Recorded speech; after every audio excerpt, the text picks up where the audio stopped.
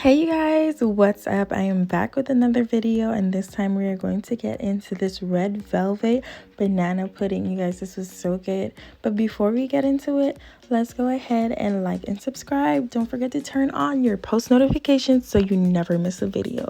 And look at this quick scoop of this. Oh my god, you guys, it was so good. Like from the layer of banana pudding to the red velvet cake, was so moist, and then that little bit of crunch that you get from the cookies, it was so good.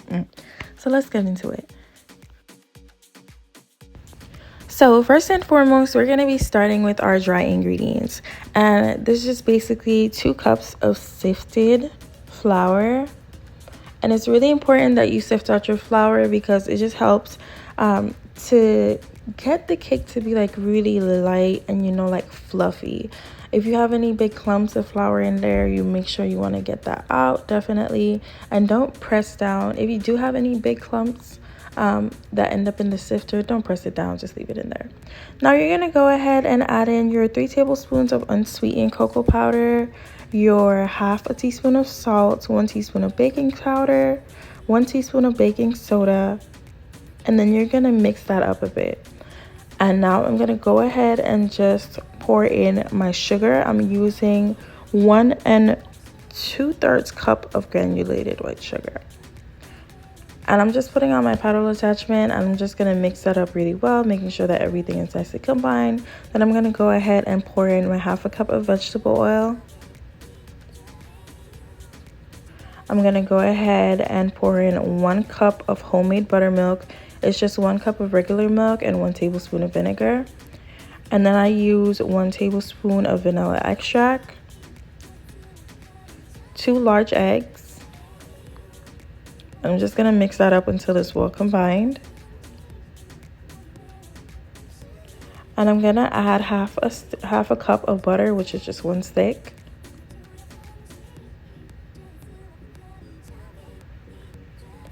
And mix that up very well until everything is nicely combined.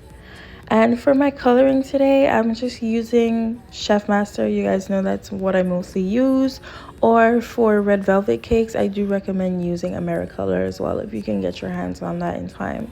But Chef Master works perfect. You can get it from any local bakery supply. And I use Christmas red, if I'm not mistaken, and I use 1 tablespoon of that.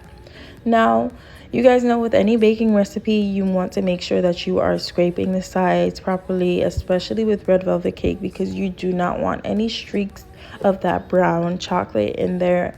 So you want to make sure that you're scraping everything, especially to the bottom of the bowl if you're using one of these big KitchenAid mixers, making sure that you're just bringing everything up from the bottom and scraping the paddle as well, because there's always, leftover batter on top of that as well. Scrape off whatever you have on the spoon, and I just put it back on for a light mix for about 30 seconds just to make sure that everything is combined. Now I'm going to grab my baking pan, whatever pan that you want to use. This is going to give you a quarter sheet, enough to fill up a quarter sheet, or you can use some 8-inch pans as well. It doesn't really matter the shape of the pan that you use, because we are going to be crumbling this up. Now after I pour that in, I'm just gonna spread it out really evenly, just so that everything bakes evenly. And I'm just gonna give that a nice tap on top of the counter to release any air bubbles that were trapped inside of the batter really quick. Be careful if you're using one of these like glass pans, I guess. You don't want to hit it too hard. And now we're just gonna bake that for about an hour on 350.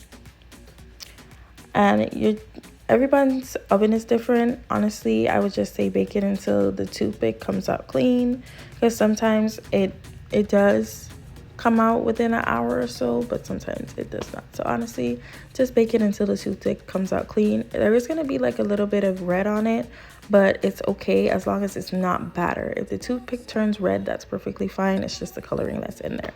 So once that comes out of the oven, I let it cool for about 30 minutes to an hour, and I'm just going to take my hands and crumble it up really quick. Now for our pudding mixture, I'm going to be using the banana cream jello. Usually I believe people use the vanilla pudding for banana pudding, but I really like the taste of the banana cream more.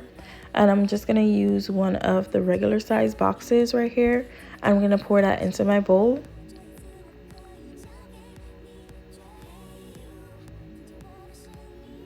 Next up, I'm going to go in with about 1 cup of milk. I'm just using regular whole milk.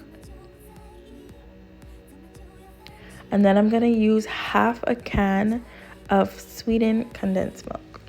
Now, I was being lazy here. I was just supposed to just pour it into a measuring cup, but I really didn't want any more dishes, so I was just pouring until I thought it was about half a can here. And then I just set the can down, let it drip back down, and then realized, you know, if I needed more or if I didn't. And once I was done, I'm just taking a whisk and just mixing it up really fast here, making sure that there's no clumps in here. As you whisk, you're going to realize that it's going to start to get thicker and thicker. And it's just the mixture just, you know, coming in with that cold milk and the air hitting in and everything. So once you're done with that, you're going to go ahead and add in a tablespoon of vanilla. Me not wanting to make any more dishes again. And then just give that another whisk really quick. And as you can see right here, it's really starting to get thick at this point. And once everything is mixed up and well incorporated, I'm just going to take some plastic wrap. If you don't have plastic wrap, you can put this into a container or just try to cover it as much as you can, honestly, because we don't want it to make like that little film on top is what we're really trying to avoid. So like I said, I'm just taking my plastic wrap here and just literally resting it on top of the pudding mixture, just so that we can avoid having that film on top of the pudding. So just take your plastic wrap and literally rest it on top, and I just tuck in the corners as well, making sure that I'm removing as much air as possible. And I just pop that into the fridge for about an hour and a half, as long as you can, honestly. If you're doing this the night before, you can do so as well. Now for our whipped cream mixture, you can make whipped cream from scratch if you would like, but I always prefer it with the Cool Whip. So I'm going to be using a regular size container of the Cool Whip. I use the extra creamy one, that's my favorite, and I'm just going to be pouring that entire container into our bowl right here. And once everything is poured in, we are just going to be mixing that really well. So we're gonna be using folding motions, and I really did the whole video here just for you guys to see the process, because it is gonna take a little minute, especially if your pudding mixture is like really thick, especially if you've been letting it sit like overnight and stuff like that. So it is gonna take a little minute. So I want you guys to be really patient with this part. Take your time, because you don't want to end up just like mixing vigorously. It's just gonna make it really thin, and that's not what we're going for here. So like I said, folding motions, making sure that we're scraping the bottom of the bowl. Do not forget to scrape the bowl and get everything off of there, because then we're just gonna have yellow streaks inside of a pudding, and we don't want that. So just like I said, take your time, mix it up really well. Use those little swiveling motions just to make sure that everything looks good and everything is the same color. And once you feel like everything is mixed in very well and it looks like this, we're just gonna go ahead and literally just set that to the side, cover it with some plastic wrap again like we did prior to, because we don't want to get any film on top. Removing all of the air as much as we possibly can, pressing it down, and we're just gonna put this inside of the oven until our cake is completely cooled. Now once my cake was cooled to the touch, there was still some warm parts of it, but I was trying to move a little bit fast. But I would recommend completely cool to the touch. If you can put it inside of the fridge to get cool, I really would recommend that, because I'm going to show you guys why when I was assembling it. So I'm just going to be loading up a piping bag here. I do recommend using a piping bag for a really clean look, especially if you're doing this for like a party or some type of event. Even if you're doing like a big huge bowl full, I really recommend using a piping bag. It just comes out a lot cleaner and it's a lot easier for you. I'm just going to snip the top off of that, and now inside of my glass I'm just going to make circular motions. Each layer of pudding honestly can be about 1 inch to 1/2 inch thick, And this is why I was saying you really should cool down your cake as much as possible, because it's gonna give you that, you know, like that little cloudy layer on top of your glass. If you're using glass or plastic or any clear container, it's just gonna give you that cloudy look, and that's not really what we want here.